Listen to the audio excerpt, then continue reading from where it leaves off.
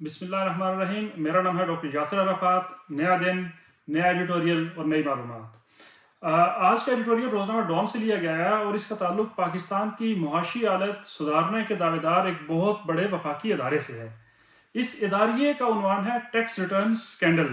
Dawn اخبار کے editorial کے مطابق پاکستان میں ٹیکس ریٹرنز جمع کرانے اور ٹیکس اکٹھا کرنے کی صورتحال کبھی کبھی انتہائی مضحکہ خیز شکل اختیار کر لیتی ہے. ڈان کی ہی ایک رپورٹ کے مطابق فیڈرل بورڈ آف ریونیو کے قریباً 10,000 افراد نے گزشتہ 2 سال سے ٹیکس ریٹرنز جمع ہی نہیں کرائے.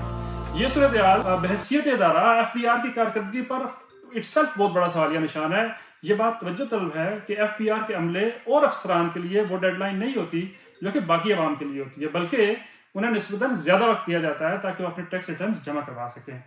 ایک طرف تو ایف پی آر عام لوگوں کو دھمکیاں دیتا ہے، ان کے بجلی، پانی، گیس اور ٹیلی فون کے کنیکشنز کاٹ دیے جائیں گے، اور دوسری طرف اس کا عملہ اپنے آپ کو ماورائے قانون سمجھتا ہے. ایف پی آر کے لیے یہ ایک بہت بڑا شرمناک ریالٹی چیک ہے. اخبار کے مطابق ٹیکس ریٹرن جمع کرانا ہر شہری کی قومی ذمہ داری ہے، لیکن معاشی امور سے عدم واقفیت اور یعنی فائنینشیل لٹریسی نہ ہونے کی وجہ سے لوگ اپنے آپ کو خوفزدہ محسوس کرتے ہیں.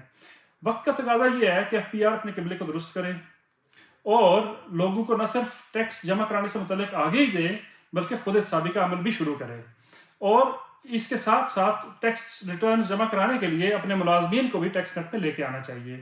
دوسروں کو نصیحت اور خود میاں فضیلت کے فلسفے سے ہٹ کر F P R must walk the talk.